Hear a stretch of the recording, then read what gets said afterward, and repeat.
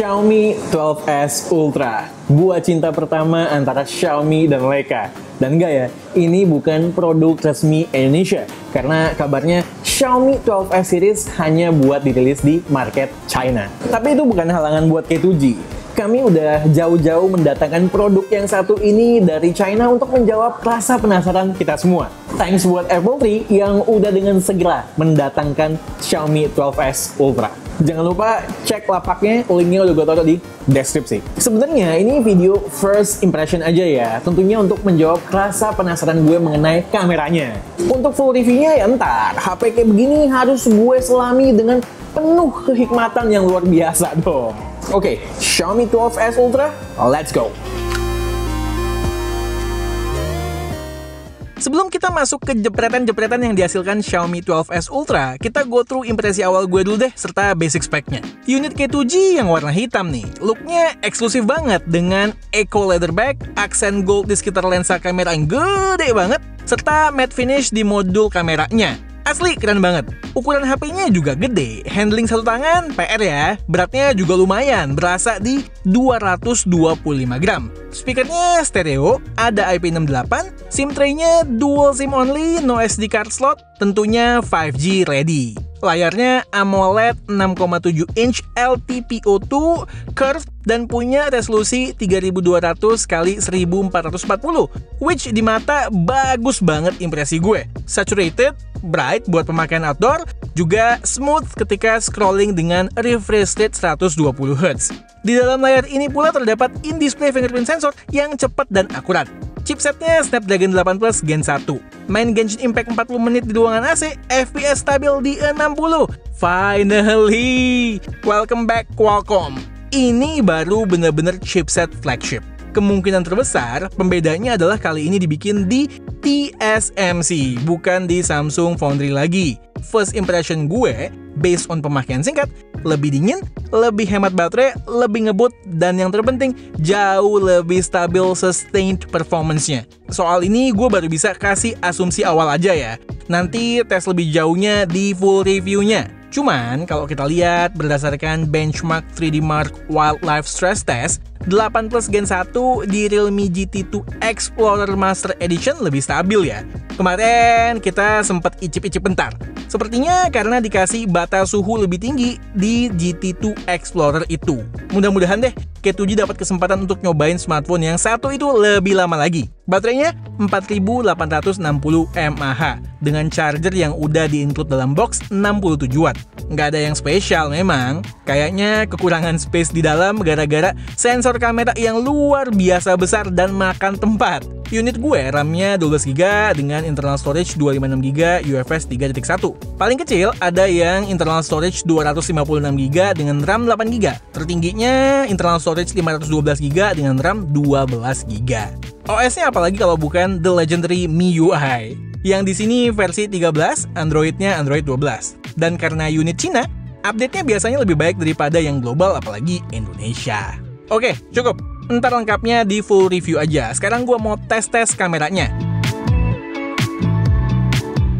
Yo, bentar ya, ada yang izin mau lewat dulu. Buat kita-kita, penikmat konten yang sifatnya pemberontak alias nggak pengen dikontrol gaya berinternet rianya oleh operator, gue mau rekomendasiin kalian untuk coba Live On by XL Axiata. Di Live On, kuota kita nggak dipecah-pecah berdasarkan parameter tertentu. Buat sosmed lah, streaming lah, dan lainnya. Kuota kita diperlakukan sebagai satu kuota besar yang bebas dipakai buat apa aja tanpa keterbatasan aplikasi, waktu, jaringan, dan speed. Yang gue suka lagi, nggak ada tuh istilahnya kuota angus di Live On. Kalau kuota gue nggak habis kepakai pun, akan otomatis terakumulasi ke bulan-bulan berikutnya up to 1000 GB. Gokil! Dan kita juga nggak perlu ketakutan nggak bisa beli paket di saat kuota atau pulsa habis. Soalnya kita bakalan dikasih emergency kuota 3 GB di saat genting seperti itu.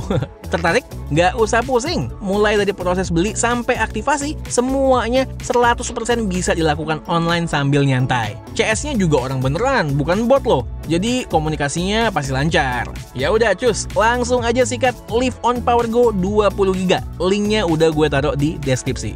Jangan lupa, setelah pilih paketnya, masukin kode referral yang ada di layar berikut ini. Terakhir, buat teman-teman yang udah pakai Live On, share dong pengalaman kalian di kolom komentar. Pengen tahu gue.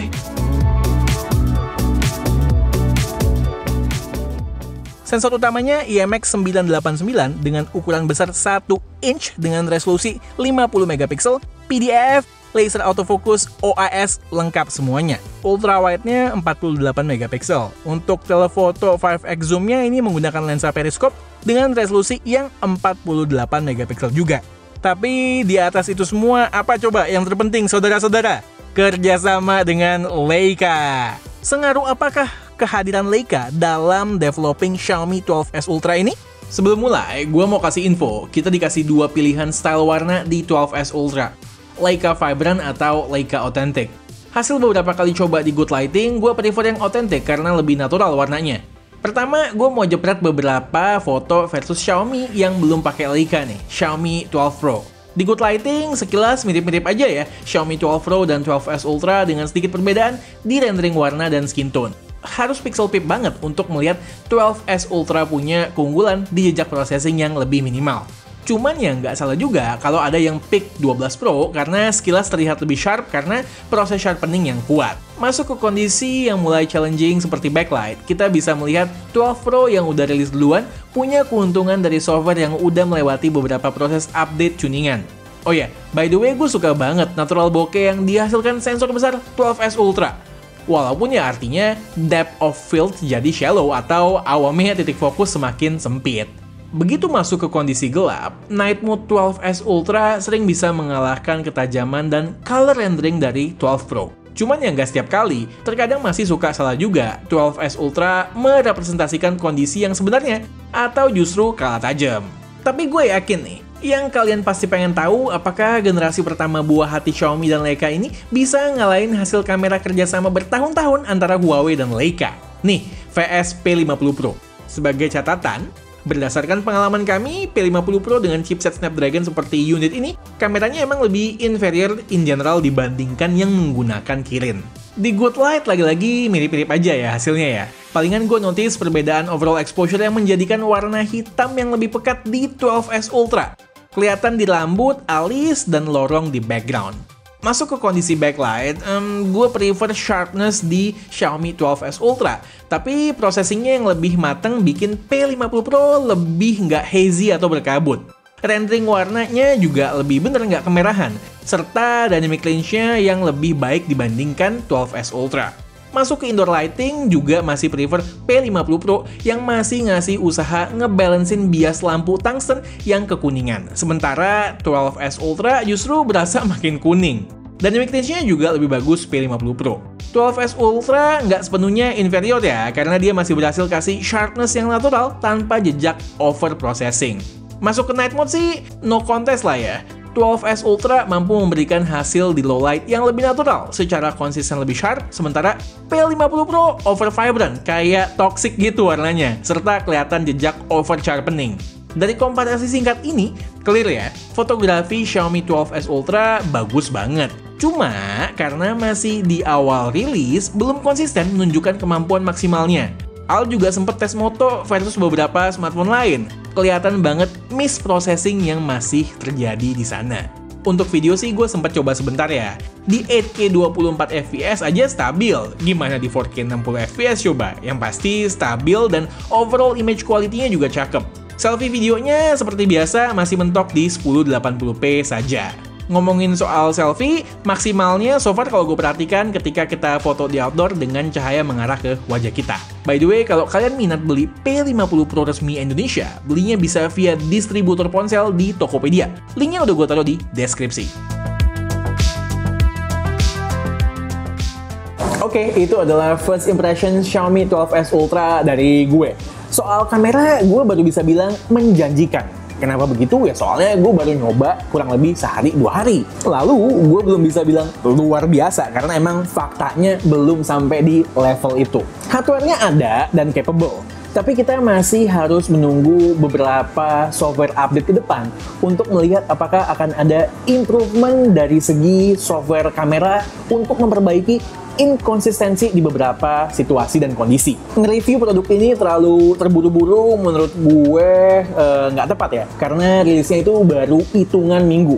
Gue masih harus kasih kesempatan buat Xiaomi dan Leica duduk bareng-bareng untuk mematangkan software yang ada di dalamnya. Jadi kita tunggu aja, baru deh di-review. Di luar kamera sih software impresif ya. Terutama gue suka sama Snapdragon 8 Plus Gen 1-nya dan juga desainnya. Di video berikutnya kita akan lebih membahas user experience-nya, karena user experience adalah dasar atau landasan nomor satu yang dipegang oleh K2G, bukan spek di atas kertas. Oke, sekian aja video dari gue Satish, and this is K2G. Tunggu racun-racun kami yang berikutnya.